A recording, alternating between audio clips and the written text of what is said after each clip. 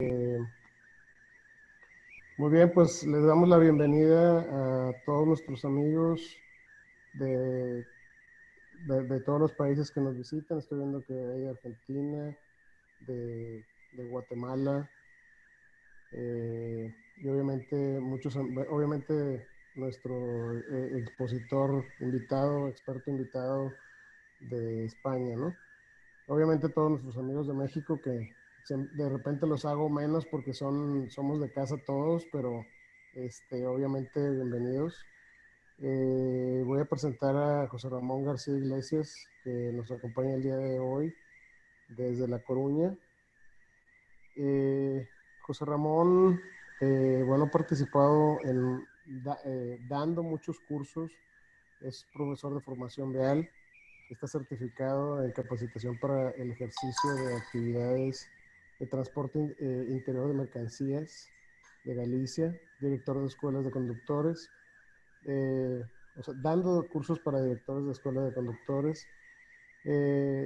Y me podría pasar aquí las horas pero tiene muchos cursos, muchos títulos. Tiene una de las escuelas más grandes, o entiendo que son dos escuelas de las más grandes de la zona. Nosotros nos tocó estar en uno de los planteles y la verdad es que muy completo, muy impresionante. Tiene un edificio de 2 o 3 pisos con autobuses, con motocicletas, con simuladores. Muy completa la escuela. Y bueno, todo esto gracias a el profesionalismo con el que hacen las cosas. El día de hoy nos acompaña para compartirnos un poquito de cómo hacen las cosas en España. Y bueno, José Ramón, te doy la bienvenida. Nos quedamos cortos con todo el currículum que nos compartes, pero te damos esta bienvenida, y bueno, te dejo el micrófono, adelante. Bueno, pues a mí no me queda más que agradecer a todas y a todos ustedes la dedicación y el interés demostrado al tiempo que debo agradecer el momento que me dedican. Lamentaré no saber utilizar las mismas expresiones que ustedes, aun sabiendo que esto puede ser causa de algún no entendimiento, pero lamentaré mucho más no estar a la altura de las circunstancias si no consigo aportarles datos que resulten de su interés. Debo de agradecer en especial a Emmanuel Barrera y a Virgilio Moreno la confianza que depositaron en mí y que han depositado para tener esta práctica con ustedes. Y como no, no puede ser de otra forma, agradecerles a todos ustedes que cedan un poco de su tiempo, de su descanso, para estar aquí luchando por los conocimientos, por la sabiduría, por los temas de la seguridad vial, que es algo que nos ocupa a todos. Agradezco también a toda la gente latinoamericana, a todas sus tierras, el cariño que ofrecen siempre a España y a los españoles, y espero que esto sean buenos días de salud para ellos y para su familia, que estamos en momentos un poco difíciles.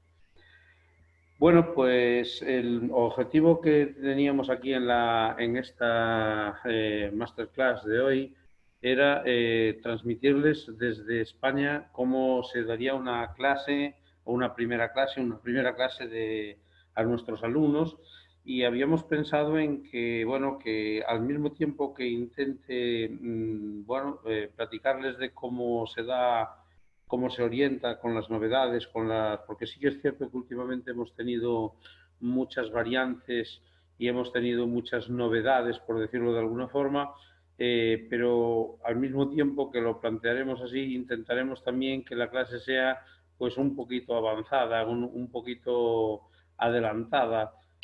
Ustedes cualquier pregunta que puedan tener, pues no duden desde luego en comentarme o si no, pues ahora o al final de la clase sin ningún problema. Lamento que si no entienden alguna de los términos o alguna de las palabras que utilice, pues seguramente o entre Virgilio o Emmanuel puedan buscar un sinónimo parecido, aunque espero que podamos entendernos. En esta clase vamos a intentar hacer dos pasos a un tiempo, dos caminos a un tiempo. La primera clase y decirles cómo se orienta aquí la clase y cómo se destina el alumno al examen. y al mismo tiempo nosotros aquí estamos trabajando modelos de aprendizaje para alumnos voluntarios que después de que están conduciendo y que tienen su documentación oficial para conducir, sus carnés, algunos pues siguen haciendo formación de conductores y damos unos cursos que ya no son oficiales, pero unos cursos de técnicas de conducción para el manejo del automóvil que intentaré enfocarles de la misma forma las explicaciones un poquito más avanzadas, ¿no?, para estos alumnos.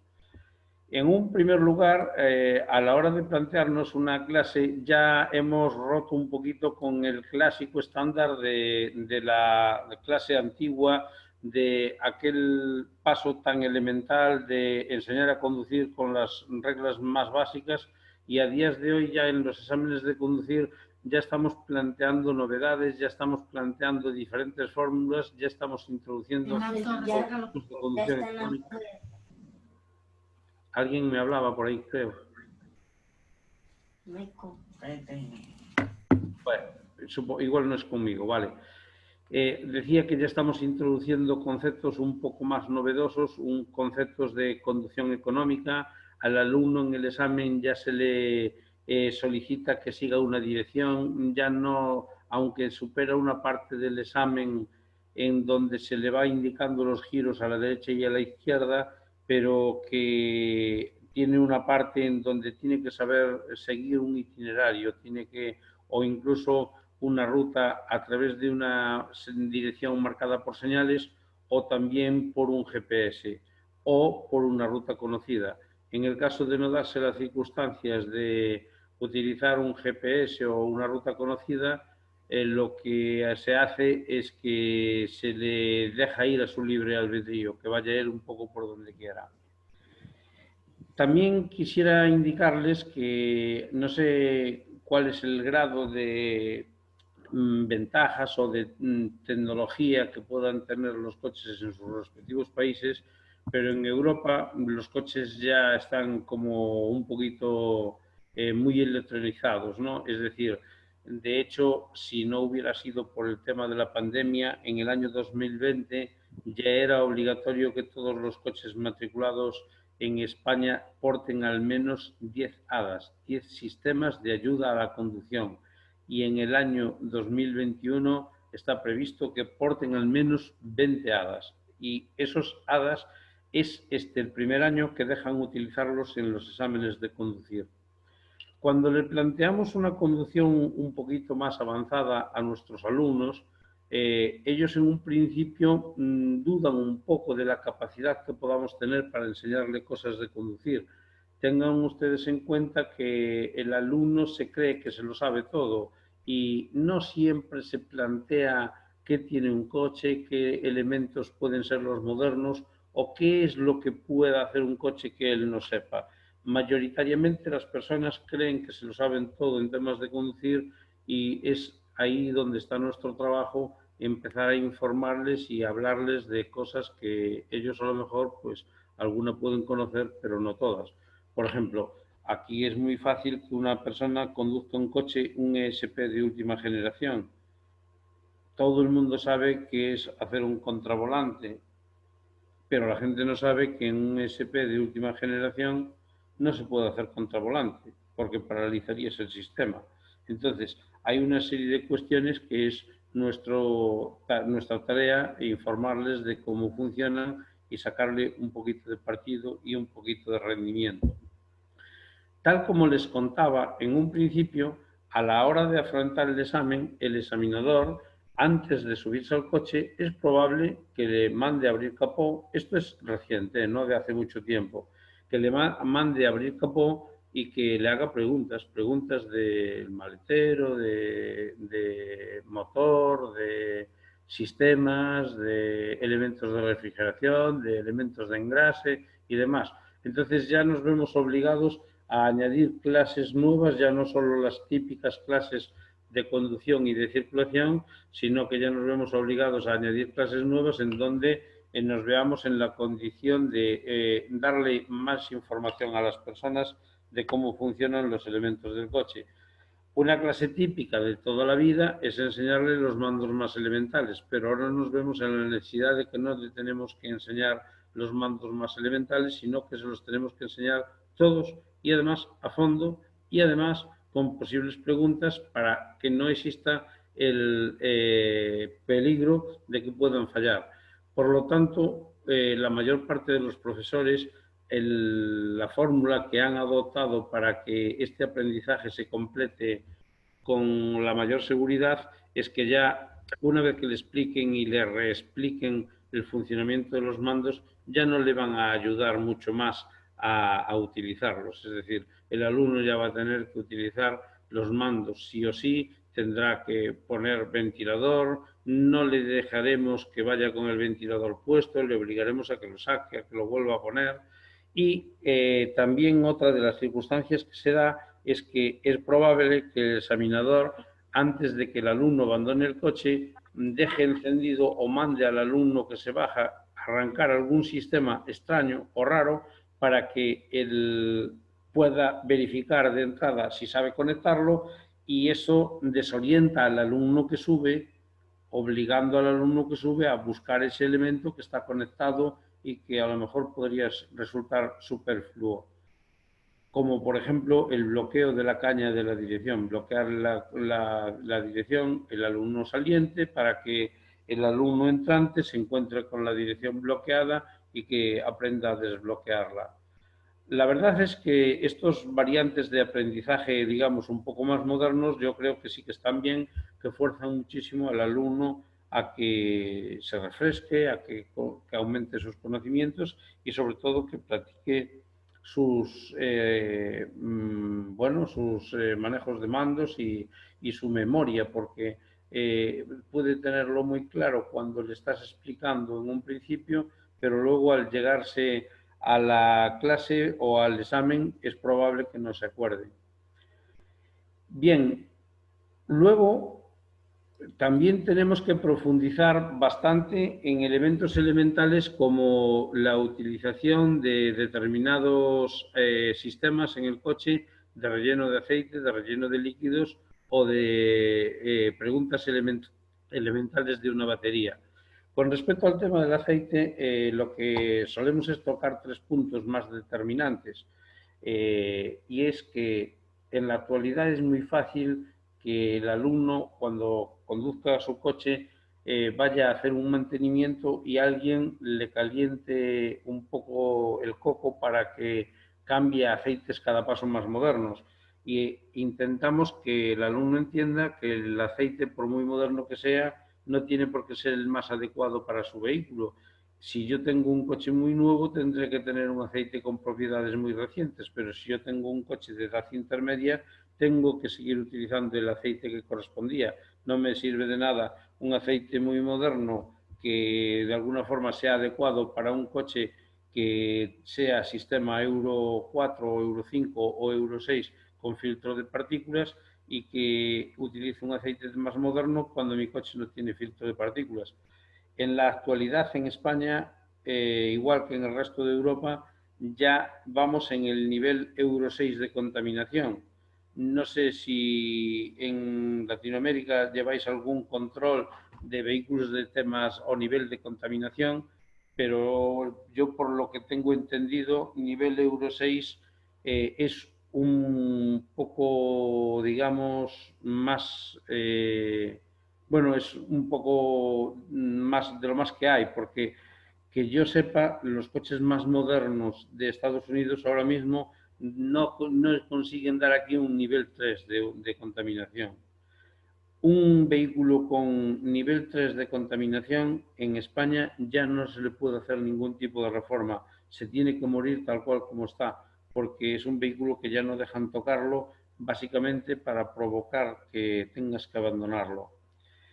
Luego, una vez recomendado que se utilicen esos aceites basados en recomendaciones de los fabricantes, también les indicamos que los aceites en la actualidad ya no resisten, en los vehículos más modernos, ya no resisten mucho las compresiones. Por lo tanto, al no resistir tanto la compresión y estar más preparados para la refrigeración, para tener una refrigeración más constante, lo que se busca es que no reduzcan tanto de marchas. Antes era obligatorio en el aprendizaje que fueran escalonando las marchas por orden, todas por orden, y sin embargo ahora ya nos permiten que cambiemos de marchas saltándonos alguna o incluso sobre todo a la hora de la reducción. Con respecto a aceites no mucho más, pero sin embargo con respecto al nivel líquido de frenos, aquí sí que los examinadores se paran mucho con ellos y se paran mucho con ellos haciéndoles preguntas del estilo de, mira, pero tengo bajo, por ejemplo, el nivel de líquido de frenos, tendría que repostar, ¿no? ¿Y sobre qué reposto? Sobre los valores máximos o mínimos. Y nuestro deber está en informar a los alumnos de que igual no tienes que repostarlo aunque esté un poco bajo, porque el nivel bajo de líquido de frenos depende del nivel de desgaste de los elementos frenantes. Es decir, que si tienes los elementos frenantes muy desgastados, es normal que el nivel de líquido también esté un poco bajo, con lo cual habría que cambiar pastillas o zapatas primero y luego rellenar el líquido. Y después otro detalle importantísimo es que se controle el DOT.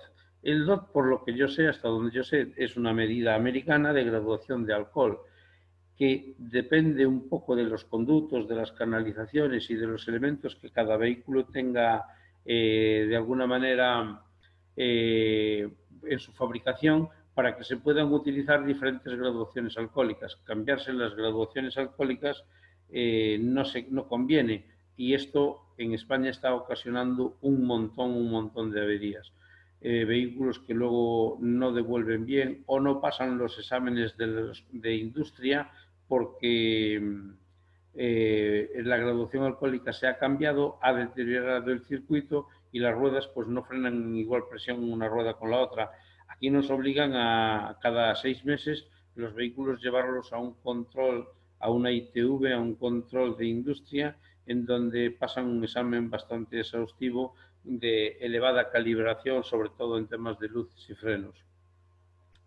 Y después viene el apartado de la batería y aquí también nos toca pelearnos un poco con los bajos conocimientos de los alumnos. Lo que es fácil es decir que tiene que tener los bornes de la batería limpios, los contactos de la batería muy limpios, porque yo no sé el por qué, pero con esos desgastes o con esos bornes un poco sucios, la batería pierde con facilidad la carga. Sin embargo, si están bien limpios, pues no sé muy bien el motivo que es, pero no lo pierde con tanta facilidad. Otro de los detalles es indicarle que controlen a la hora de sustituir las baterías muy bien el amperaje, porque en algunas ocasiones, por simplemente tener una batería un poquito más económica, reducimos el amperaje y luego resulta que el vehículo no tiene la cantidad de corriente necesaria para encender. Eso hasta los vehículos de inyección directa y de gestión electrónica de alimentación tampoco importaba demasiado, pero en la actualidad sí que importa más, dado que el Common Rail puede consentir que el motor esté girando bastante, pero aunque esté girando a bastante o a mucha velocidad, igual no gira a la suficiente para dar presurizado el Common Rail a 1200, a 1300 o 1500 bares y de esa forma aparentemente la batería está bien cargada, pero igual no tiene la cantidad de suministro instantáneo que necesita para ser arrancado. Aquí ahora esto está siendo un problema importantísimo. Además, debemos de recordarle que no se puede, a la hora de poner pinzas en una batería por fallo, no se pueden colocar en un vehículo que no disponga del sistema Start-Stop de arranque o de desconexión automática en los semáforos.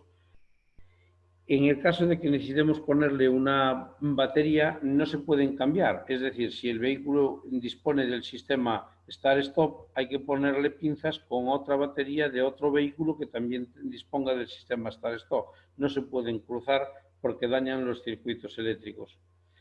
También es importante que los alumnos empiecen a entender que con los nuevos sistemas electrónicos no es adecuado, no es muy adecuado cargar las baterías con pinzas o arrancar motores con pinzas, poner pinzas de un coche a otro. No sé, Virgilio, cómo se dice lo de las pinzas por ahí. Aquí se le conoce como pasar corriente. Pasar corriente. Bueno, no sé, aprovechando que has activado el micro, no sé si voy muy rápido, si van por ahí los tiros bien, si... No, perfectamente bien, perfectamente bien. Vale, pues interesantísimo no pasar corriente con pinzas, porque podríamos producir descargas eléctricas que deterioren el sistema, las centralitas electrónicas o que generen fallos.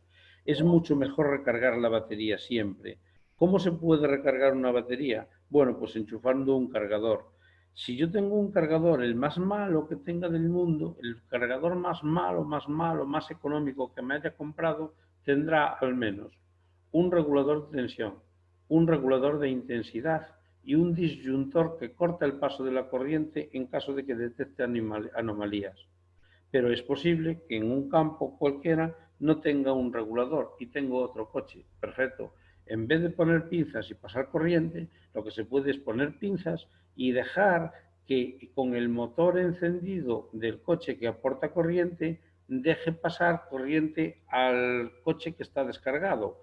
La corriente, como si de un líquido se tratase, se va a autonivelar. De una batería cargada pasa a una batería vacía, pero pasa en malas condiciones, pasa con una bajada de tensión importante. Para eso es mejor conectar un regulador de tensión que viene siendo el motor del coche que está cediendo la corriente con el motor encendido.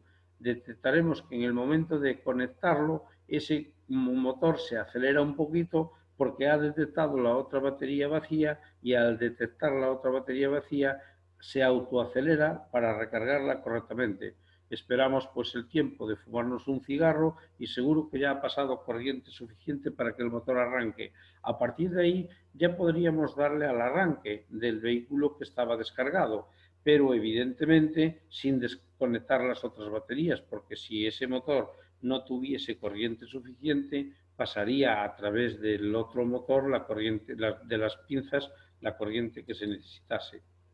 Luego, hablamos también, damos mucha importancia a las llaves de contacto, a los tipos de transportes que tenga cada una de las llaves. Por ejemplo, la mayor parte de las llaves nos vamos a encontrar con que tienen una codificación que les permite grabar señales. Por ejemplo, para antirrobo que no arranque, se les explica muy bien cómo funcionan. Muchas veces haciendo una copia de las llaves no es suficiente y las llaves más modernas incluso graban las señales de avería de los coches, con lo cual metiendo la llave en un codificador del servicio oficial, ya la chica de recepción puede detectar a través de la llave la avería que tiene el coche.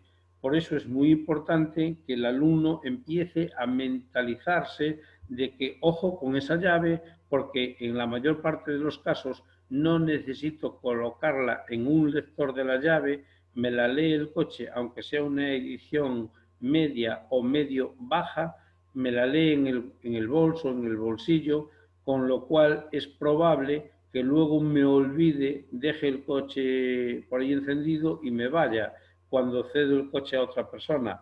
Evidentemente esa persona coge el coche, se va, pero no tiene llave de contacto, con lo cual cuando lo apague no lo podrá arrancar. También es verdad que en Europa ahora muchas marcas como Toyota y algunas otras marcas asiáticas lo que están haciendo es que el coche cuando se distancia de la llave como más de 50, 100 metros, bueno, una medida que cada fabricante tendrá la suya, lo que hace el coche es que se apaga, porque de esa forma es como una especie, digamos, de recordatorio fácil para que saber que el coche no dispone de llave por ahí. Después, también le indicamos a la gente que la misma llave tiene, además de las funciones propias de memoria del propio coche, tiene muchas otras funciones de memorización que son en algunos casos programables.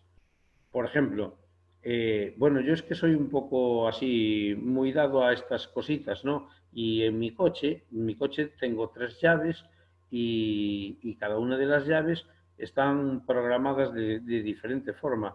Yo, por ejemplo, cuando voy en mi coche nunca viajo con nadie, siempre viajo solo, con lo cual mi llave, la llave de mi coche, está programada para que al darle al abrir abra solo la puerta del conductor, porque es que no necesito más puertas.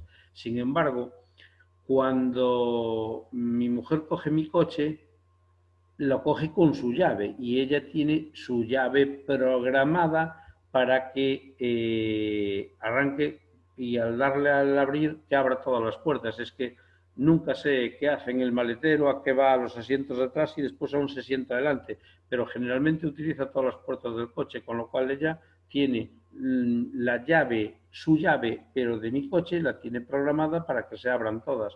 Por ejemplo, yo no quiero correr riesgos de excesos de velocidad, entonces tengo mi llave programada para que mi auto nunca pase de 150 kilómetros por hora. La velocidad máxima aquí son 120, nunca intento pasar de 120, pero mi llave la tengo bloqueada a 150. Si por un error me despistase, pues el vehículo no pasaría de esa velocidad, para eso la tengo limitada. Cuando mi hija se sacó el carnet de conducir, le compré una llave de mi coche para dejarla a ella y su llave se la bloqueé a 110 kilómetros por hora. Es decir, cada llave tiene sus funcionalidades. Luego también damos mucha importancia a estas llaves invento de Citroën del grupo PSA que se doblan.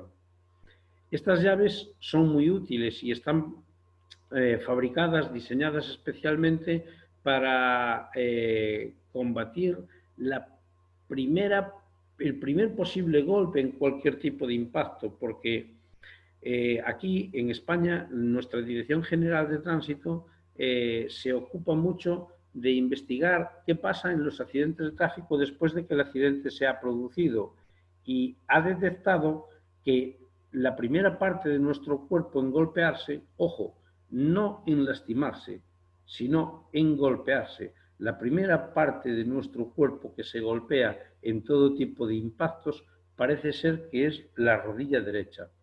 La pierna izquierda está muy rígida contra el pase de ruedas, las manos están en tensión contra el volante, el cinturón sujeta fuertemente tu cuerpo, pero tu pierna derecha, que está flotando encima de los pedales, no tiene ningún tipo de sujeción y va, en cualquier tipo de impacto, va a levantarse ligeramente hacia arriba y corre mucho peligro de golpearse contra la llave de contacto. ¿Qué pasa? Que estas llaves se doblan y se doblan de forma que evitan el golpe de la rodilla contra la llave, pero la gente no sabe que hay que colocarla con que la doblez de la llave sea hacia arriba, porque si colocamos con que la doblez sea hacia abajo, no hemos hecho nada, no nos ha servido de nada que se doble. Y a mayores de todo eso, encima, si colocamos peso colgando en la llave, si el coche derrapa, sufre un badén, un golpe o lo que sea, a veces la llave se dobla en sentido de bajada y con la rodilla en las curvas no es la primera vez que se apaga un coche. Por eso se evita dándole mucha información y haciéndole diferentes prácticas a los alumnos con la llave, que entre en una posición o que entre en la otra. Pero también es cierto que los alumnos ya no van a tener esta necesidad porque los fabricantes se han dado cuenta de ese problema y ahora, aunque la llave es muy parecida, que la mires por un lado o que la mires por el otro, en la mayor parte de los casos vamos a ver que al revés no abre, es decir, solo abre en la posición que entra y ya no entra en una posición diferente, con lo cual eso sí que es muy útil, por decirlo de alguna forma. Bien, y por último, también les comentamos, enseñándoles una llave, los diferentes códigos que una llave puede tener. Si nosotros vemos la espada, la estructura metálica de la espada, veremos que tiene diferentes curvaturas que hacen que haya una variante de sierra de piquitos por aquí, que cada una de esas curvaturas es un código diferente y damos información a la gente indicándoles qué pasa con esos códigos, porque la gente en muchos de los casos no conoce la misión o el valor de esos códigos. Bien, pues los tres primeros códigos, que son estos tres primeros que tenemos por esta zona, la llave los utiliza siempre solo en las cerraduras de las puertas. ¿Para qué nos sirve esto? Pues no nos sirve para mucha cosa. Pero sí que es cierto que los coches a veces traen una llave de plástico que solo tiene 3 códigos. Vale, mi teléfono se me ha quedado en el coche, me olvidé de él y yo podría con una llave de 3 códigos decirle a un niño pequeñito que me vaya al coche a buscar mi teléfono, por ejemplo, porque con esa llave no va a poder hacer más nada que abrir y cerrar las puertas. Sin embargo, ya la mayor parte de los coches sí que aportan una llave con una superficie plástica de un color diferente, generalmente con 5 códigos. Esta es la llave de mantenimiento. Esta llave es la típica que dejamos al taller cuando llevamos el coche al garaje, al taller, al lavado, a donde sea. Porque esta llave solo abre las puertas y arranca el motor. No sirve para más nada, con lo cual esta llave me permite cierta privaticidad. Sin embargo, las llaves comunes tienen los 7 códigos. ¿Y para qué utiliza la llave los 2 últimos códigos? Solo los 2 últimos, porque los 3 primeros los utiliza para las puertas de abrir y cerrar, los 2 siguientes sumado a los 3 primeros los utiliza para el contacto y los últimos 2 códigos los utiliza para los últimos 2 sumados los 5 anteriores.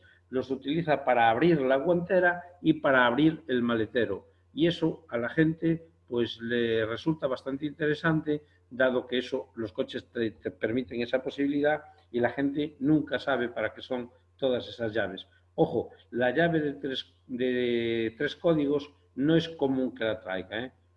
Si tú la quieres, la pides, pero te la puede traer alguna marca de casualidad. La que suelen traer es la de 5 códigos y la de 7 códigos.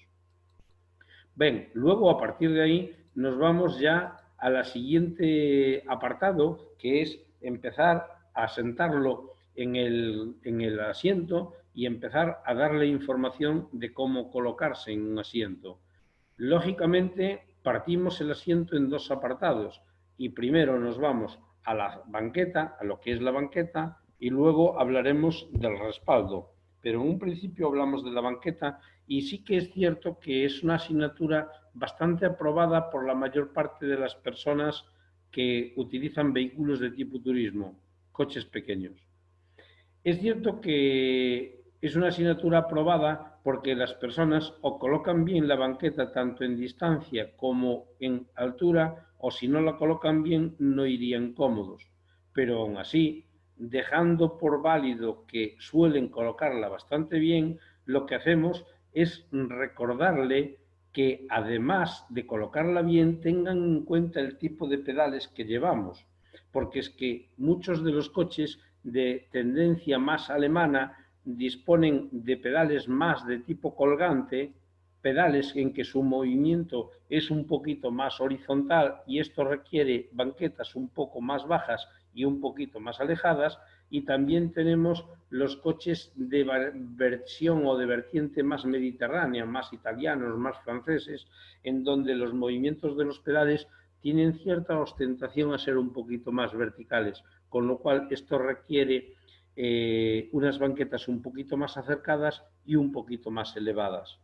Atención, porque además los coches más deportivos, sean de donde sean, tienen tendencia de pedales más horizontales, pedales más colgantes, y los vehículos más de tipo monovolumen, todoterreno, furgones, vehículos industriales, tienen tendencia a llevar pedales más, digamos, de planta o de librillo, que su movimiento se acerca no exageradamente vertical, pero tiende a ser un poquito más vertical.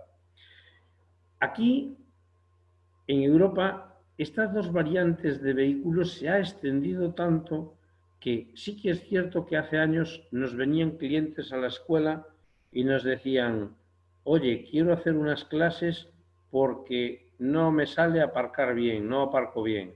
Luego, con el tiempo, se empezó a hablar de amasofobia, pero no nos había pasado hasta últimamente que nos llegan clientes a la autoescuela con prescripción médica indicándonos que le enseñemos a colocarse correctamente en el coche, que su posición habitual le genera dolores de tobillos.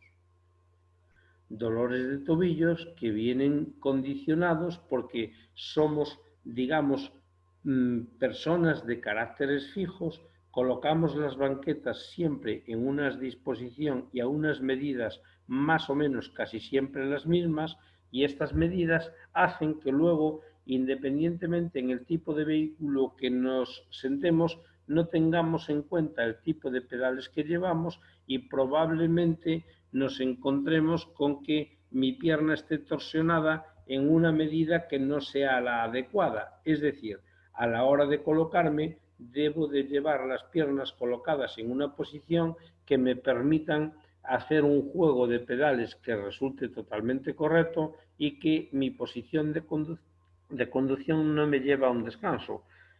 Es más, si yo llevo un vehículo de cualquier marca de tipo furgón, que he conducido con él durante toda la mañana en mi trabajo y por la tarde pillo mi turismo particular, que incluso puede ser hasta de la misma marca, probablemente de la misma marca y tengan los pedales totalmente diferentes y requieran de posición de la banqueta totalmente diferente. Es algo que aconsejamos mucho a la gente, recordarle mucho esto porque es importante. Luego vamos a regular el respaldo correctamente, pero antes se me ocurre una pregunta. ¿Qué hacemos con nuestro pie izquierdo?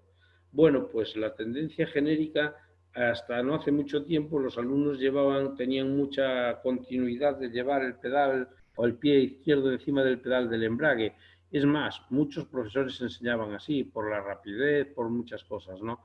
Ahora la tendencia es enseñarlo a que lleven los pies colocados en el suelo, allí, en el pase de ruedas, donde algunos vehículos incluso tienen una forma de la huella de un zapato, invitándonos a colocar ahí el pie. Esto nos dará mucha consistencia, luego volveremos a hablar de esto más adelante, porque a la hora de perder un poco el control del coche me ayudará a estabilizarme mucho, y cuando hablemos de manos al volante volveremos a tocar este tema.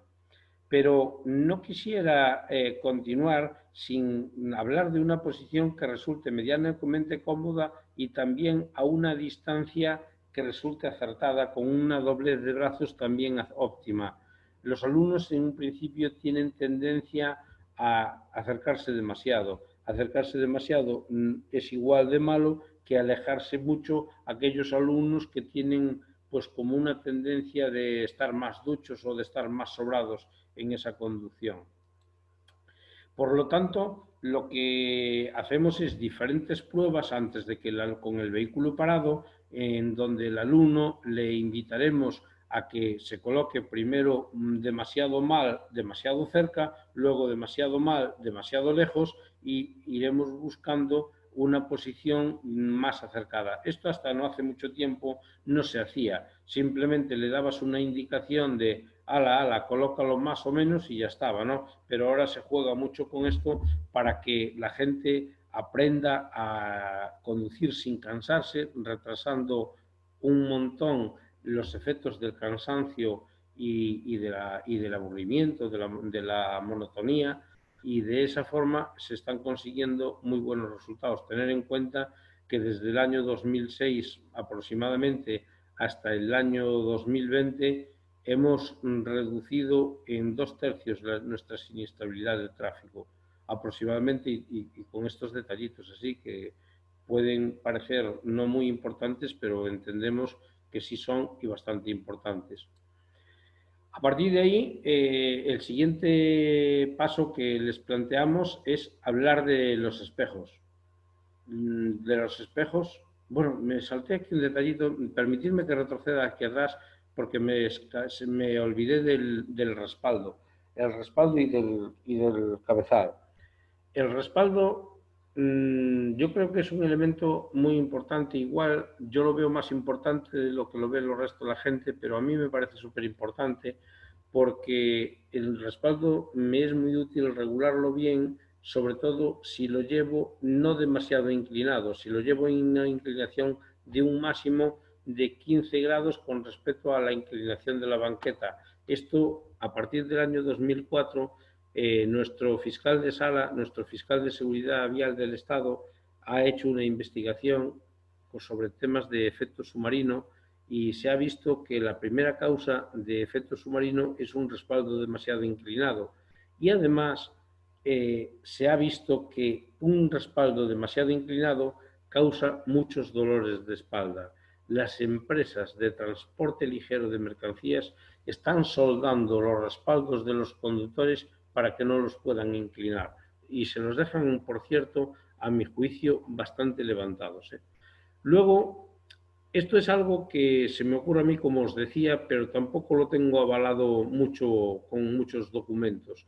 Pero yo diría que el cabezal podría ser seguramente uno de los elementos de seguridad pasiva más importantes que llevemos en el coche. Lógicamente, sé que no salva tantas vidas como un cinturón de seguridad, pero sí que es cierto que ataca a la primera posible lesión. Antes podréis recordar que os comentaba que la rodilla derecha es la primera parte de nuestro cuerpo que se golpea, pero no es la primera que se lastima. De todo el mundo es conocido que la primera parte de nuestro cuerpo en lesionarse es la zona lumbar, cuello, cervicales y demás, y el cabezal yo creo que es muy importante porque es el único elemento, el único que ataca a la posible primera lesión. Y también es cierto que nuestra Dirección General de Tráfico, hasta no hace mucho tiempo, decía que la forma correcta de colocar el cinturón era el cinturón no, el cabezal, era colocarlo un poco más bajo de como está ese y colocarlo a la altura de la nuca. Sin embargo, en la actualidad ya se dice que tiene que ir un poquito más alto. Se dice que tiene que ir un poquito más alto porque de alguna manera ese cabezal a la hora de proteger tiene que proteger un poquito más la nuca y podría pensarse que está bien cuando va a la altura por lo menos de la cabeza, o si no va a más que la altura de la cabeza, por lo menos que coincida. Si pudiera ser un poquito más alto, pero si no puede ser, por lo menos a la altura de la cabeza, porque se ha visto en los cráteres que en caso de impacto la cabeza primero sale subiendo hacia arriba y luego se gira hacia atrás. Por lo tanto, podría ser muy peligroso que suba y que se gire hacia atrás por encima del cabezal. Bien, visto esto, sí que avanzo ahora a donde estábamos antes y luego les hablamos de los espejos. Y ojo con los espejos, que parece una tontería, pero dan mucho margen. Hay mucha salsa en los espejos. Un alumno, claro, no hay mucha salsa para nosotros, que sabemos colocarlos, que tenemos una idea y que tenemos una experiencia. Pero es que es un error grave pensar que el alumno sabe todo lo que nosotros sabemos. Y un alumno, cuando le hablamos de espejos, es que no sabe nada, no tiene ni idea de qué sirven, ni para qué sirven, ni cómo se regulan. Por eso es tan importante prestarle una atención exhaustiva a la colocación y al reglaje de los espejos, enseñándole a colocar perfectamente el de la izquierda, indicándole para qué sirve y también indicándole cómo se coloca el espejo interior. Pero hasta ahí es una clase como cualquier clase más. Sin embargo, yo creo que es importante, y sobre todo ahora se está haciendo mucho, a los alumnos les resulta muy útil indicarles a mayores que los espejos sirven para algo más y que, según los psicólogos, no sirven para hacer medidas en profundidad de campo, sin embargo, sirven para hacer medidas en lateralidad. Es decir, no sé si me estáis viendo ahora, supongo que sí, ¿no? Saqué la presentación y me estáis viendo. Sí, sí, sin presentación, pero si nos vemos todos. Pero me veis a mí. Me veis a Sí, mí ahora. Vale, los espejos sirven para posicionados laterales, nunca sirven para medidas de profundidad de campo. Sirven para posicionados laterales, pero no para medidas de profundidad. Y el alumno eso no lo sabe mientras que alguien no se lo indique. Y es importante indicarle este dato porque nosotros daremos por hecho que lo sabe, pero no tiene por qué saberlo. Además de que invierte la imagen, escriben la palabra ambulancia o bomberos al revés para que puedan leerlo a través de los espejos. Bien, otro detalle importante es la colocación del cinturón, y yo aquí sí que no voy a poder ofreceros información que no conozcáis.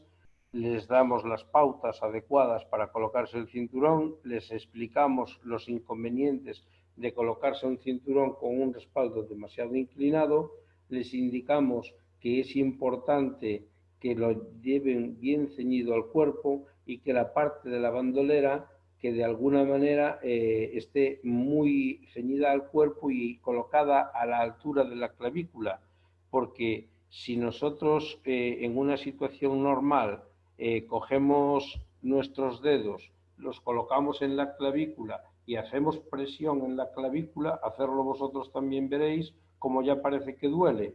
Sin embargo, un cinturón a la hora de estrellarnos nosotros el coche contra lo que se estrelle y nosotros contra el cinturón nos estaremos haciendo también mucho daño y evitar que, por lo tanto, debajo de la bandolera se queden elementos sólidos como botones, tensores de capuchas y otros elementos de ese estilo. Pero por lo demás, no creo que pueda aportaros nada nuevo, nada que no conozcáis y demás. Y a partir de aquí es cuando ya empezamos a ver la predisposición del alumno para conducir. Ya damos un poco por pasado los primeros contactos con el vehículo. Fijaros que esta clase depende de las circunstancias, es posible que ni siquiera la demos en el coche porque depende del tipo de curso y demás, pero es probable que se pueda dar mucho más fácil en un simulador y le puedes explicar un poco más a cada alumno de por sí o en un coche con grupos de alumnos de 4 o 5 y a partir de aquí ya empezamos vistos la colocación y nuestros primeros momentos o nuestros primeros pasos con el asiento, empezamos a valorar, esto es nuevo, totalmente nuevo, pero empezamos a valorar y a tratar de inculcar en el alumno algunos valores a mayores y que serán necesarios para conducir, que además son elementales y que hasta ahora nadie pensaba en ellos, ¿no? Es decir, simplemente hacías tu práctica de conducir, tenías al final un resultado un poquito mejor o un poquito peor y tu clase, si no había sido muy buena, pues la repetías y si tu clase había sido óptima, pues pasabas a la clase siguiente. Pero ahora valoramos más la parte humana del alumno y tratamos de ver dónde está lo fundamental de los aprendizajes, digamos, legales, del aprendizaje correcto, del aprendizaje tipo, de los valores, de la norma con su correspondiente significado y qué pasa cuando lo pasa a lo social, porque nosotros es fácil que le enseñemos al alumno a llevar las manos en el volante, pero es que luego, cuando tenga su carnet de conducir, como llega a su casa con las manos en el volante, van a pensar que el alumno no está hábil, que no está adiestrado o que tiene algunas necesidades de experiencia o simplemente que va agarrotado o nervioso. Por lo tanto, el alumno sabe perfectamente que tendrá que llegarse a su casa sin llevar demasiado agarrotamiento al volante. O le enseñamos a parar en los pasos de peatones, pero luego si para en los pasos de peatones, pues sus amigos igual se burlan de él. Por lo tanto, empezamos a entrar en la parte más humana del alumno y empezamos a hablarle del tráfico, de la cantidad de estímulos que tiene y de los saturados y ambiguos que son esos estímulos. Por lo tanto, empezamos a valorar el sentido, sus sentidos, para conducir qué disposición, qué predisposición puede tener. Y a veces la verdad es que el alumno se sorprende cuando le preguntamos cuál es el sentido más utilizado por nuestro sistema nervioso para conducir. Pero puedes contestarme tú, Virgilio, ¿cuál es el sentido que más utiliza nuestro sistema nervioso para conducir? El sentido, la vista, Correcto. El sentido más utilizado por nuestro sistema nervioso es el oído. el oído. Nuestro sistema nervioso utiliza muchísimos más estímulos auditivos que visuales, a mayores de que encima no vemos con la precisión que oímos. ¿Qué hacemos cuando explicamos este detalle? Nos fijamos en un alumno que esté en el aula o un alumno que, si estamos en el coche, esté en una posición determinada. Le decimos que no se mueva. Nos ponemos detrás de él. Le hablamos. Giramos alrededor nuestro, sobre nosotros mismos. Luego retrocedemos y nos alejamos del alumno.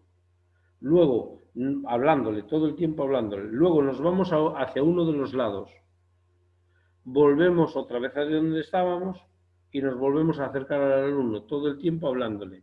Cuando acabamos, le preguntamos qué es lo que hice. Os invito a que hagáis esa reflexión vosotros con vuestros alumnos. Y el alumno, por el oído, sabe con exactitud lo que hice. Sabe que en un primer momento giré sobre mí mismo, que luego me distancié, que luego me fui a un lado, que volví otra vez al centro y que me acerqué. Y te lo puede decir con exactitud. Y los demás alumnos se quedan muy flipados con eso. Se quedan muy flipados porque nunca hubieran pensado que aquel alumno hubiese acertado sin poderlo ver. Y eso prueba que realmente utilizamos el oído. Nuestro sistema, cuando no ve, nuestro sistema nervioso, cuando no ve, utiliza el oído. Y además le da sensaciones de espacio muy buenas, buenísimas. Y si alguno no está muy convencido, nos acercamos a él y le preguntamos, oye, pues entonces dime tú, ¿por qué cada vez que tienes que hacer un aparcamiento un poco difícil, bajas el volumen de la radio? Que nos pasará a muchos de nosotros. Y es que, ¿qué pasa? ¿No sabes aparcar si la radio está muy alta? Sí, sabes aparcar igual, pero tu cerebro sabe que está consumiendo recursos, por lo tanto, descarta lo que no le sirve. Y en ese momento no le sirve la música. Tenemos unas gafas que simulan alcoholemia, no sé si tenéis por ahí, pero en realidad no es que simulen alcoholemia. No es muy correcto ese término. Porque lo único que hacen es colocarte un filtro en la vista que te distorsiona la imagen como si estuvieses borracho. Pero en realidad, ese filtro en la vista no está afectándole a tu sistema nervioso central. Estás oyendo perfectamente y estás pudiendo mantener el equilibrio. Pues no es verdad. No eres capaz de mantener el equilibrio si te anula la vista, pero no es capaz de mantener el equilibrio hasta que pasa un rato. Un rato más tarde, tu sistema nervioso ya es capaz de controlar el equilibrio a través del oído. Y estos ejercicios al alumno le ayudan mucho a valorar el que no haya exceso de ruido en el coche, en el momento de aprendizaje, en el momento de una conducción apurada, en el momento de una conducción, digamos, que tenga cierto peligro. Siguiente pregunta. ¿Conecta el micro, Virgilio? ¿O se lo hacemos a Manuel? Adelante, no, Manuel, como quieras.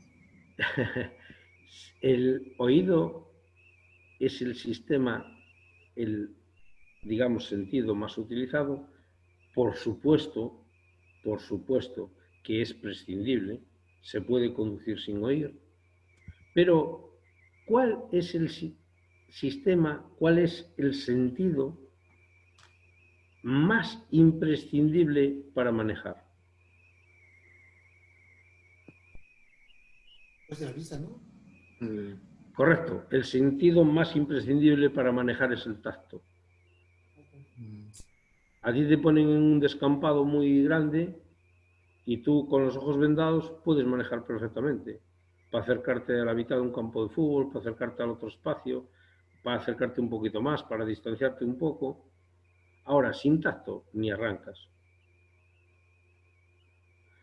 Bien, tus alumnos a veces se sentarán a conducir con zapatos inadecuados, con vestimentas demasiado abultadas, con vestimentas muy acolchadas, que distancian a nuestro tacto de la estructura metálica del asiento, porque esa es otra. Un asiento clásico, muy clásico, si lo cortamos, podremos ver que las antenas de refuerzo metálico interiores están conectadas a unas cajas de resonancia de plásticos en los laterales que nos ofrecen sensación de espacio en el momento en que nosotros estamos sentados en el coche. Si yo estoy sentado encima de un cojín o llevo una chaqueta y un jersey, no puedo recibir esa información que el vehículo me transmite. Pregunta para todos, aunque no me contesten. Supongo que alguna vez habrán derrapado. Y la pregunta es, cuando derrapamos en un coche, cuando el coche me hace un quiebro, pierde la adherencia y me derrapa, ¿lo notamos? Yo creo que sí lo notamos, ¿no? Pero ¿lo notaríamos si fuéramos sentados en un cojín? Yo creo que no. Lo que no debemos hacer es aislarnos del asiento y además es que debemos tener en cuenta que si el vehículo es de fabricación posterior al 2004 y que lleve incorporado el EGS, además, esas cajitas de resonancia de los asientos están conectados a los altavoces de la radio e incluso con la radio apagada están produciendo ecos en el habitáculo que nos dan sensación de colocación y de espacio en el carril. Eso es cómo funciona el LGS y nos permite reconducir el coche de nuevo dentro de nuestro carril. Pero no podemos utilizar todos esos sistemas si yo no tuviese tacto. Evidentemente, si la pregunta fuese ¿cuál es el sentido más imprescindible para circular? Claro que es la vista. Sin vista no puedo apuntar ni al carril. Pero qué raro. Admitimos todos que la vista es el sentido más utilizado o más necesario para conducir y sin embargo muchas personas pues no ven bien, no lo reconocen o simplemente no entienden lo que ven porque en algunos casos nosotros en Europa nos encontramos con que tenemos en diferentes países diferentes señales o señales que significan lo contrario unas de otras. Pues imagínate tú que estés conduciendo por en España y en Suiza hay una señal que su homóloga significa exactamente lo contrario. Lógicamente no vamos a entender por mucho que veamos, ¿no?, que las personas debemos de concienciarlas con estos ejercicios a que puedan entender y que sepan ver a los demás, que tengan luces para entender lo que los demás hagan aunque se equivoquen y empiecen a dejar distancia de seguridad y con eso conseguimos que los alumnos pues no se muestren agresivos si un coche se les mete delante o lo que sea, ¿no?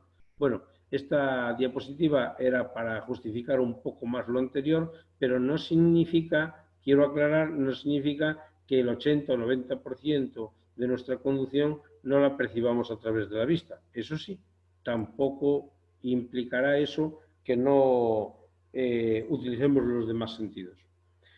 Y ya una vez visto todo esto, sí que nos ponemos al volante, ya sí que nos vamos al coche y ya sí que empezamos a hablar de la posición de las manos en el volante. Y aquí yo creo que es importante que empecemos a entender que sí que es cierto que hay diferentes tácticas, diferentes técnicas, que si sectorización, driving, manoteo, manos alternas, bueno, cualquier forma de utilizar el volante, pero yo sí que les puedo decir que en mi escuela, desde ya hace años, hemos llegado al acuerdo de que no le damos mucho, no le complicamos mucho la vida al alumno con las formas de coger el volante, porque al final también nos hemos dado cuenta que una forma no es mejor que la otra. Para cada instructor, la forma suya es la mejor de todas y es un error llevar al alumno a que aprenda una forma de utilización del volante, sobre todo cuando esa forma de utilización del volante es mi forma de utilización del volante. Es decir, a veces yo no le enseño la mejor forma, le enseño la forma en que yo lo cojo. Y ese alumno mañana lo cambiamos de profesor y le estará diciendo, dando unas indicaciones diferentes. Porque aquí sí que es cierto que hace unos años a esta parte hemos mejorado mucho el aprendizaje de los alumnos con el cambio de profesores. Es decir, hemos visto que cuando el alumno llega a coger confianza con el profesor y al revés, el profesor confianza con el alumno, hemos visto el interés de que es importante cambiarlos. Incluso si pudiese ser cambiando de coche también. Pero la gente por los coches protesta. Por lo tanto, pues muchas veces lo que hacemos es que los coches sean todos iguales, pero sí que cambiamos mucho de profesor, porque de esa forma, al no tener mucha confianza, el alumno desarrolla más y evoluciona más. Y por el hecho de cambiar de profesor con bastante regularidad, hemos uniformado, por decirlo de alguna manera, las instrucciones que le damos al alumno al volante. Y ya no le enseñamos a que coja el volante de una forma determinada. Eso sí, luego le marcaremos 3 prohibiciones que no debe de hacer, pero dejamos que el alumno de entrada coja el volante más o menos como sea su preferencia y que trate de buscar agilidad, que trate de buscar eficacia, sucesión, continuidad en el giro, sin agarrotamiento, pero que lo coja como más o menos sea su tendencia a cogerlo. Luego, lo que sí haremos es marcarle 3 prohibiciones exclusivas de que sea la forma que sea o coja como lo coja, eso no debe de darse. En primer lugar, las manos en el volante y los pulgares siempre por encima del perímetro. Antes no nos preocupábamos demasiado de este tema, pero nos hemos dado cuenta de que, debido a estudios de los cráteres de la DGT, en los accidentes muy gordos aparecen siempre trozos de volante rotos, uñas clavadas en los volantes o pulgares rotos. Eso es de los pulgares estar por dentro. Evidentemente, hace años, cuando las direcciones eran mecánicas, no eran asistidas, en esas direcciones era posible que se te enganchase la rueda en un bordillo o en un bache y el volante se te girase. Con las modernas direcciones hidráulicas ya no pasa. No pasa cuando se te engancha en un bache, cuando se te engancha en un bordillo, pero sí pasa cuando el coche cae con todo su peso encima de la columna de una dirección mal orientada después de un derrape, que alguien te ha golpeado o que simplemente el coche te ha derrapado y sí que se gira, y además es que se gira a una velocidad que guillotina todo lo que pilla por dentro. Por lo tanto, manos en dedos pulgares encima del perímetro del volante, y hemos visto que cuando conseguimos que los alumnos ya dejen los pulgares por encima del volante, podemos ver que son mucho más rápidos en el giro. Porque esa es otra. Hay alumnos que, siguiente prohibición, soltarían el volante. Bueno, soltar el volante de entrada no está bien, pero a mí se me ocurre pensar por qué quiero decir que no está bien. Soltar el volante implicará que no seamos rápidos en el volante nunca en la vida. Y es más, hemos podido comprobar que en las curvas a la derecha los alumnos son un poco más lentos que en las curvas hacia la izquierda. Y que además en las curvas en donde la parte de entrada en la curva son más rápidos que en la salida de la curva. Es decir, el alumno es más rápido con el volante cuando tiene que imprimir giro que cuando tiene que deshacerlo. ¿Por qué? Porque no tiene costumbre de llevar las manos en el volante. Ese es el problema. Es decir, en la entrada de la curva la gente gira bastante bien y en la salida de la curva el coche se va mucho hacia el centro cuando es curva a la derecha o hacia la derecha cuando es curva hacia la izquierda. ¿Por qué? Porque está esperando a que la dirección se devuelva sola, se enderece sola. Lógicamente todos sabemos que la dirección se endereza sola después de hacer un giro. Es una condición de homologación de los vehículos. Además, se llama semirreversibilidad de la dirección y depende del ángulo de avance del pivote de la dirección. Pero se endereza sola dependiendo de la aceleración del momento, de la inclinación de la vía y del peralte de la calzada. Esos tres factores se le tienen que conjugar convenientemente para que la dirección enderece sola. Y nunca enderezará a una velocidad adecuada. Siempre enderezará lento, con lo cual los alumnos prefieren esperar, o los conductores en general, incluso esto ya no es un fallo solo de alumnos, los conductores en general prefieren esperar a que el volante se enderece solo y lo consiguen incluso soltando el acelerador en la salida de una curva. No, señor. El volante siempre agarrado y hace todos los giros y deshace todos los giros. Imprime todos los giros y desmonta todos los giros. De esa forma se consigue habilidad en el giro del volante, habilidad en los movimientos del volante, y ya no te pasará que el volante se te gire solo cuando el coche te derrape o lo que sea, porque tus manos tendrán habilidad y destreza en los giros del volante, tanto para hacer el giro como para acompañar al volante. Y por último, la siguiente super recomendación que le hacemos a la gente es que no suelte el volante, que no cruce las manos y que no meta los perímetros por dentro. Que no cruce las manos. Es la que me faltaba. Bueno, según alguno de ustedes opinará que no está mal cruzar las manos en el volante. Yo no lo hago, pero tampoco entiendo que esté mal. No creo que sea necesario. Ahora, no está mal si lo haces bien, pero la gente de calle no las cruza bien nunca jamás. Nunca, nunca jamás.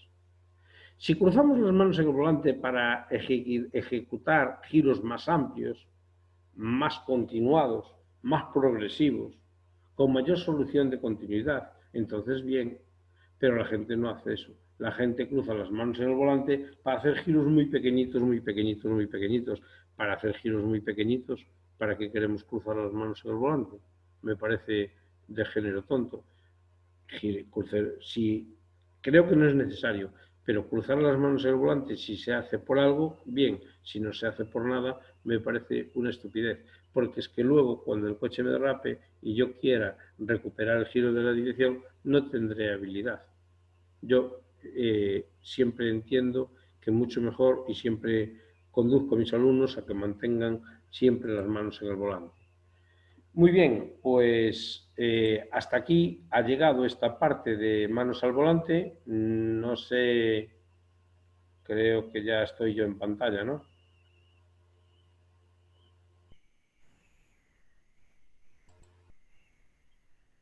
Muy bien. Sí, sí, estás bien, José Ramón. Ya estás Está en en pantalla. pantalla. No deje de compartir. Excelente. Estás en pantalla siempre, aunque la presentación esté. Ahorita también está.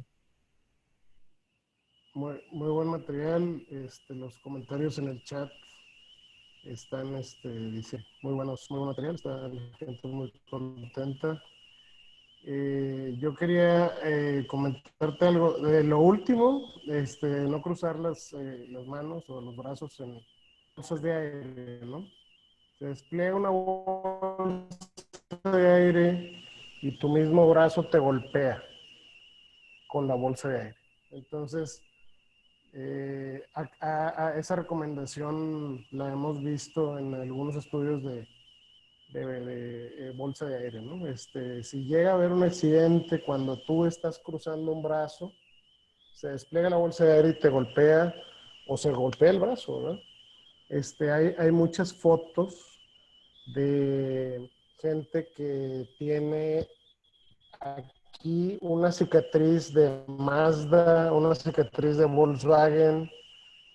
Búsquenla, cicatriz en el antebrazo de Volkswagen, cicatriz en el antebrazo de Mazda, y van a encontrar infinidad de tipo del volante que donde explota la bolsa y los daña, ¿no? Entonces el mínimo daño es en el brazo, pero el daño más fuerte es que tu misma mano te golpee en la cara. Ese es un punto por el que pudiera recomendarse no cruzar los brazos, ¿verdad? Sí, A sí. la hora de hacer. Pero bueno, ese es un punto que en ese momento. Eh, dice, excelente información. La verdad es que todos están muy contentos. Déjame ver si hay alguna pregunta. ¿Cuántas clases teóricas y teórico-prácticas y de cuánto tiempo les dan a sus aprendices en España? Pregunta Daniel Loaiza. Vamos a ver, es Argentina. muy difícil de contestar esa pregunta, pero el nivel digamos, de dificultad en el examen de conducir ha bajado mucho. Ha sido necesario bajarlo un poco porque las personas aquí ya no tienen tanta necesidad de carnet de conducir. El nivel de dificultad lo han bajado un poquitín, pero aún así la media, digamos, más genérica en personas jóvenes que tengan buena disposición para aprender, podemos estar hablando de entre 30 y 60.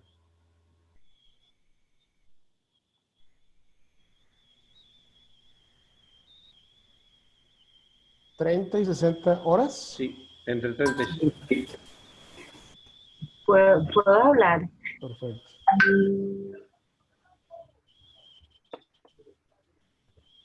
Sí, adelante. Muchas gracias. Mi nombre es Elizabeth de Costa Rica. Para nosotros, bueno, para mí es súper importante, digamos, estar acá aprendiendo, ¿verdad? Sobre todo, digamos que en Costa Rica todavía no hemos logrado que seamos certificados por el gobierno. Entonces, de momento, cualquier persona puede tomar sus clases, o sea, o no tomar clases en escuelas de manejo, o tomar, o simplemente tomar, pero es súper interesante esto. Sí me gustaría que si pudiéramos decirnos cuál es la posición ergonómica que se recomienda a la hora de conducir. ¿Es una pregunta para mí? Sí, La posición ergonómica, ¿entendí bien? sí, señor. Vale, pues perfecto. La posición ergonómica más adecuada para conducir, buscamos una distancia medianamente correcta entre la banqueta y los pedales en atención al tipo de pedales que llevábamos antes y con una doblez de unos más o menos 80 grados en las rodillas. Lo que pasa es que por la cámara, nosotros tenemos un simulador para esto y lo cogería fácil, pero por la cámara no sé yo si se podrá ver bien. Es muy fácil de hacer, es como la forma de una pierna con la antepierna y le colocamos al alumno de tal manera que pueda ir viendo en un asiento cómo estaría más o menos cómodo. Pero yo creo que lo más importante no está en la banqueta, salvo que sea una persona que le provoque ciertas dolencias en el tobillo. Lo más importante está en el respaldo. Inclinación de como mucho 15 grados de respaldo con respecto a la inclinación de la banqueta o si no de 25 grados con respecto a un plano vertical.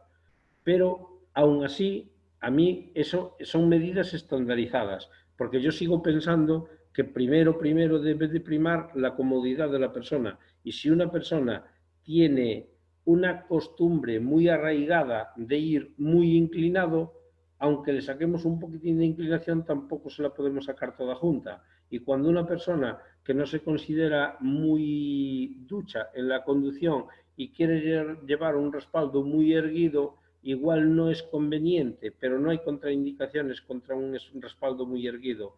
Sin embargo, igual tampoco es conveniente inclinárselo demasiado.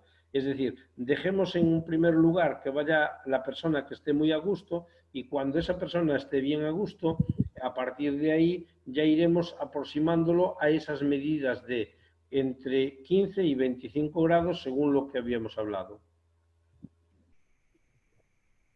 No sé si le contesté. Muchas gracias. Sí, claro, muchas gracias.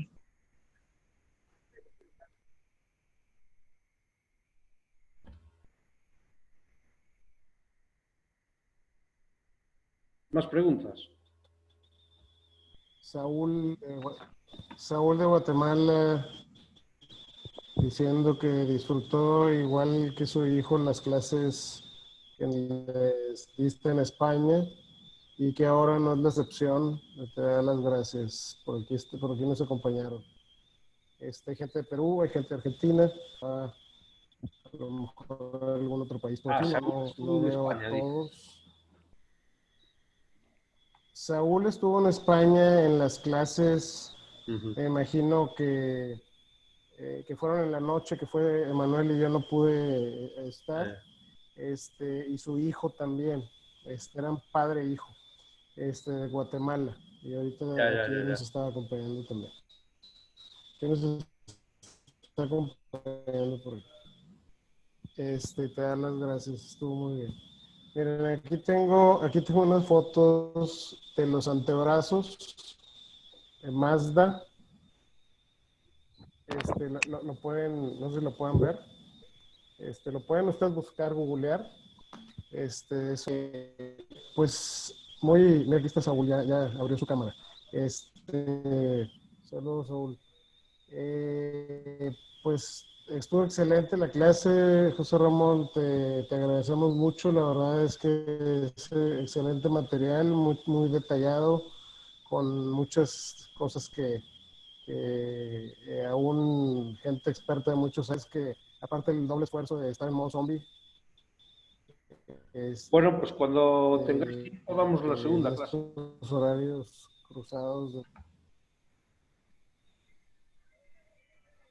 Se te Excelente, corta. excelente. Claro que Que sí, te pongan vamos a like, tomar la que palabra estoy en la segunda y vamos a clase, hacer que pongan like. que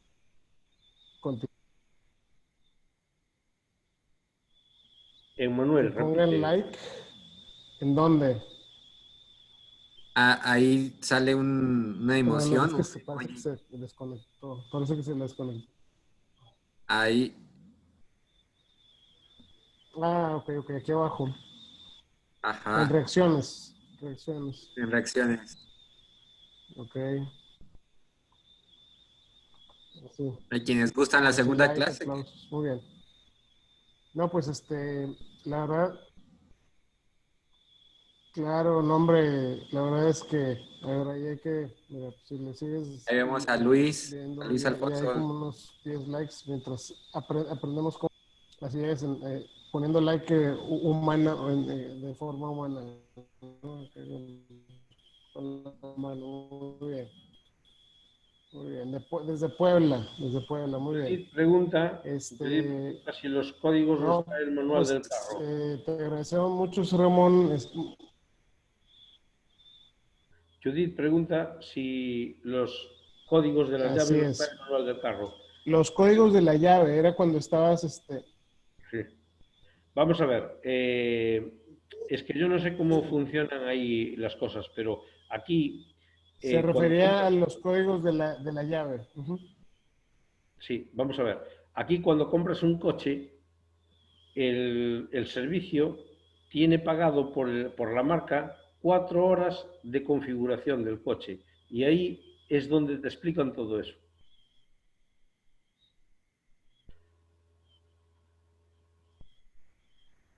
Te quedaste sin cobertura, Virgilio. Esa explicación en persona.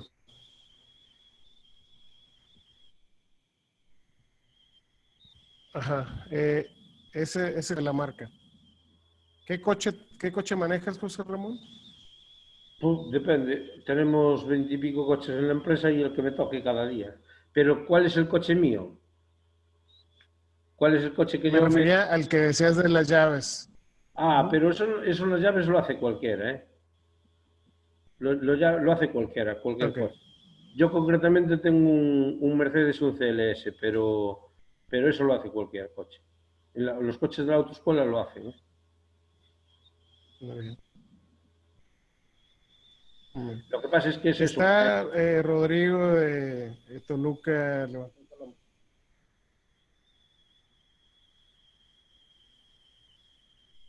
Adelante, Rodrigo. Toma la palabra. Muy buenas noches a todos, ¿cómo estás? Virgilio, José Ramón, una felicitación, excelente, excelente tema y créeme que nos pones con el ojo cuadrado con respecto a la utilización de los sentidos.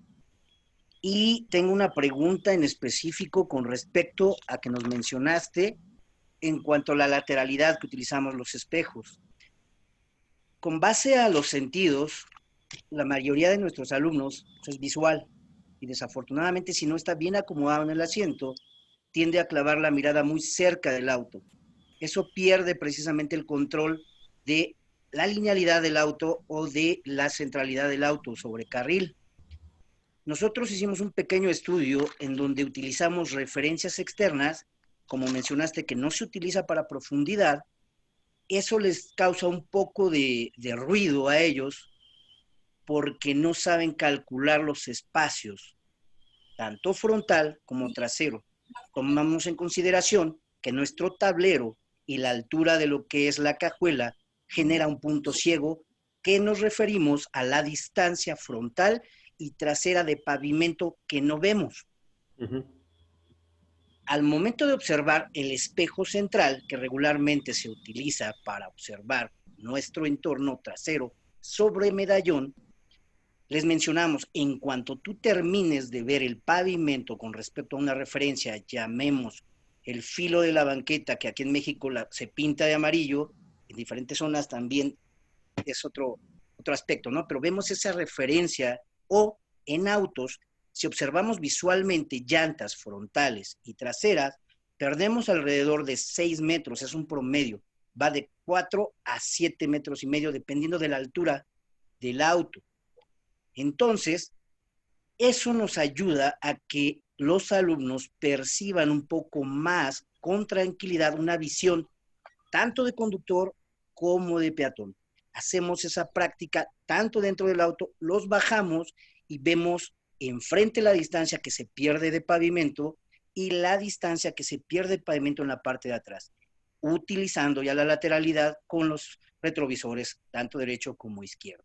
Utilizando cuando perdemos la visión en espejo de esa misma referencia del filo de la banqueta, de 2 metros aproximadamente cuando perdemos el pavimento. Es importantísimo el acomodo de asiento, como lo mencionaste, y ver los tipos de espejos que hay, se mueven manualmente o con perilla manual o eléctricos, siempre con el primero, el acomodo de asiento. Entonces, ¿qué nos puedes mencionar con respecto a esto? Nosotros hemos visto muy buenos resultados, pero hay un punto importante que mencionaste, la sensibilidad. Y la sensibilidad viene primero de la vista y de los aspectos que han vivido ellos a lo largo de conocimientos de terceras personas que les mencionan qué pasa con el manejo, o de las vivenciales, si han tenido un susto o tratados de enseñar con técnicas en donde todavía hay tensión en los brazos, como dices, el agarrotamiento. Entonces, ¿qué nos puedes ampliar un poquito más con respecto a esa sensibilidad, la visión, y el oído? Excelente esa explicación que nos diste. ¿Qué nos podrías decir de esta técnica que estamos utilizando? Obviamente necesitas más información de ella.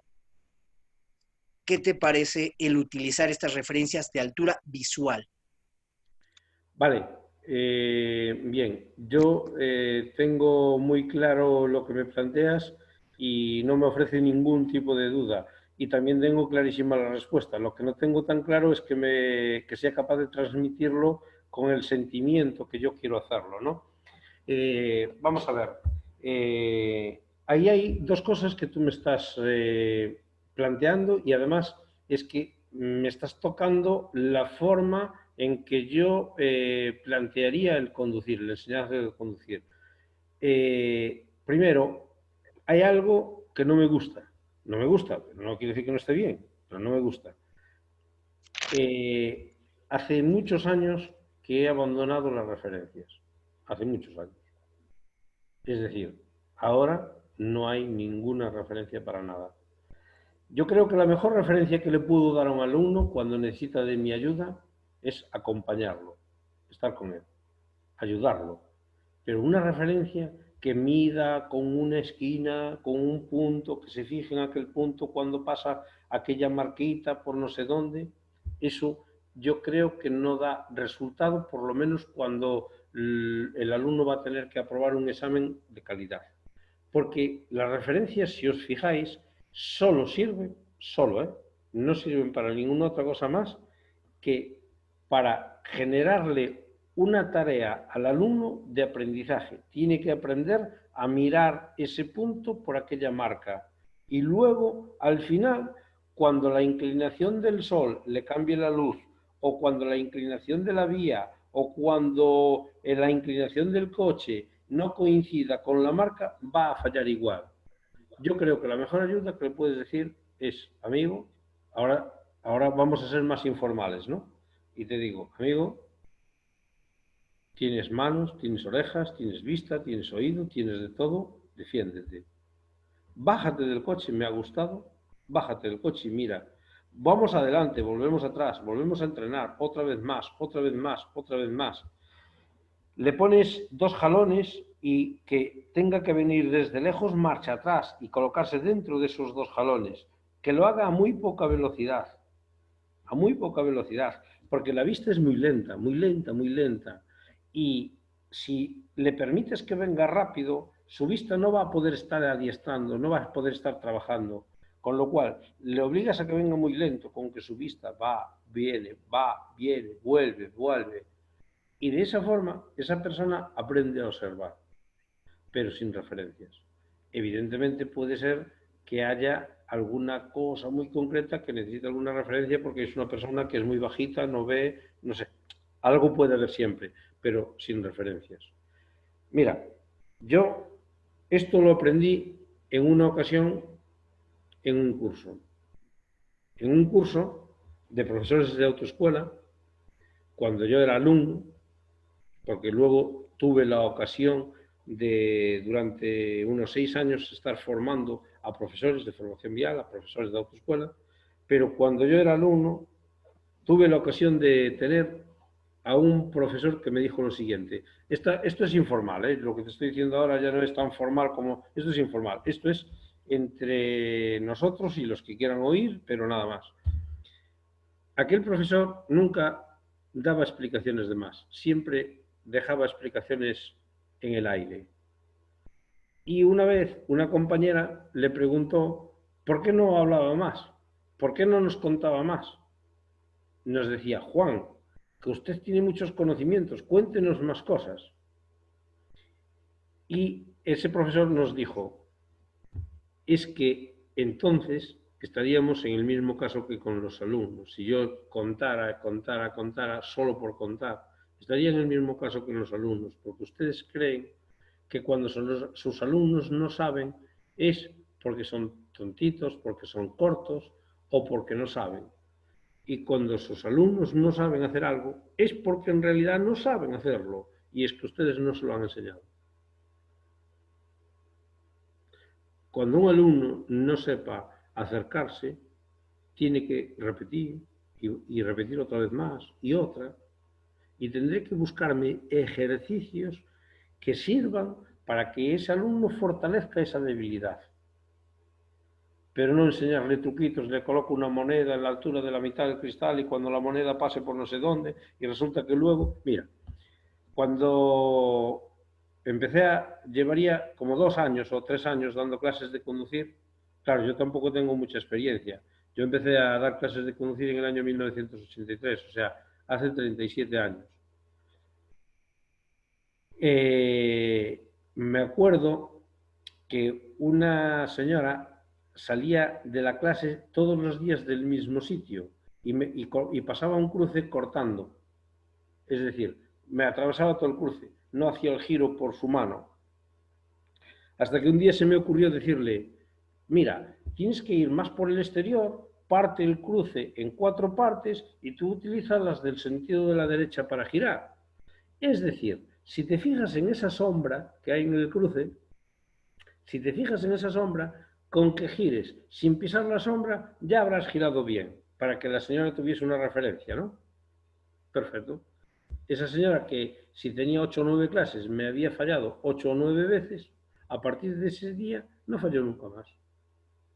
Nunca más pisó la sombra. Solo que la clase la hacía a las 3 de la tarde y el examen lo hizo a las 9 de la mañana, no había sombra. Y llegó allí y no le quedó otra que pegar un frenazo. ¿Y ahora qué hago? ¿Por dónde giro? Si aquí no hay sombra. La culpa fue mía. La culpa fue mía. Yo no... Si esa señora no sabía en observación hacer una partición de la calzada y saber cuál era su mitad o su carril, y ser capaz de mentalmente cruzar su calzada con la calzada de cruce a la que ella iba a girar a la izquierda y hacer su partición y hacer su carril, es que yo no sabía lo suficiente para pensar que esa señora tenía que hacer más clases, hasta que aprendiese aquello. Pero mi error es decirle que gire sin pisar una sombra, de darle una referencia. Ese fue mi error.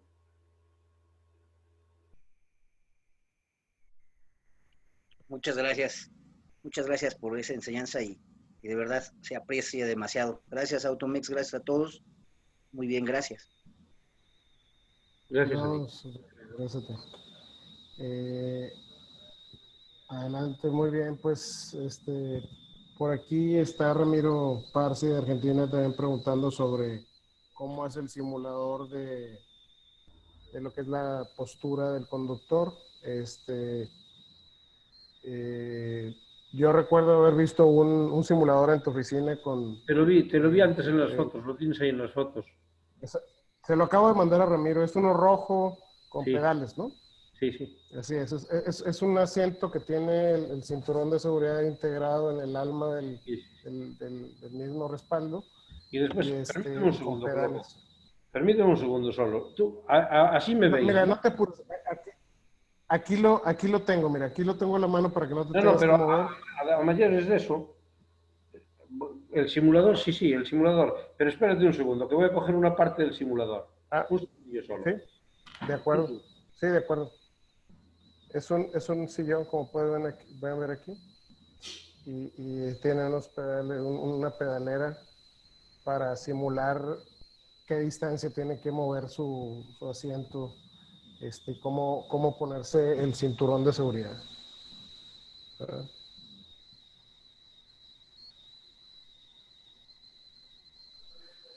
Es bueno tener uno de estos en las aulas, ¿no? Para decirle, siéntate, ponte el cinturón, cómo te acomodarías, etcétera.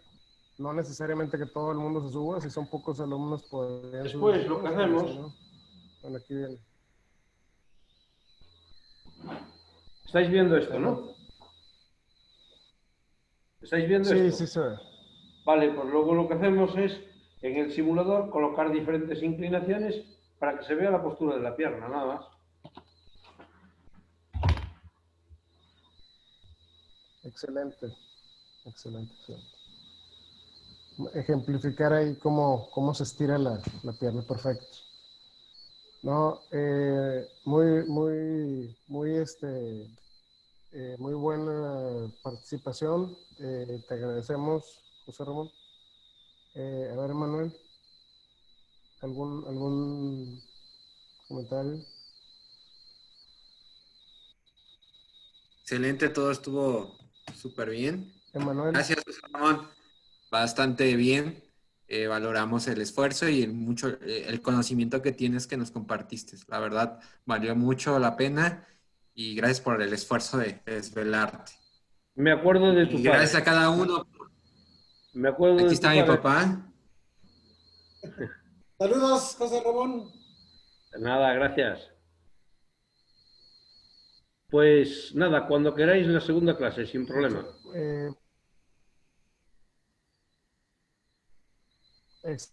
Perfecto. Excelente, muchísimas gracias. Te vamos a tomar la palabra. Nos reportante.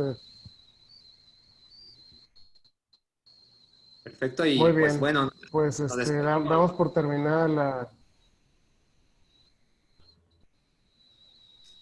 nos despedimos de todos. Que se la pasen muy bien y cuídense mucho, por favor. Muchas Buenas gracias, noches a José Ramón. todos. Ramón, saludos. Buenas noches y saludos. Un gusto, en serio. Gracias. Buenas noches. Muchas gracias. Igualmente. Muy amable. Excelente. Muchas gracias a vosotros. Gracias, Rodrigo. Que va más bien, José Ramón. Reponte. Nos vemos.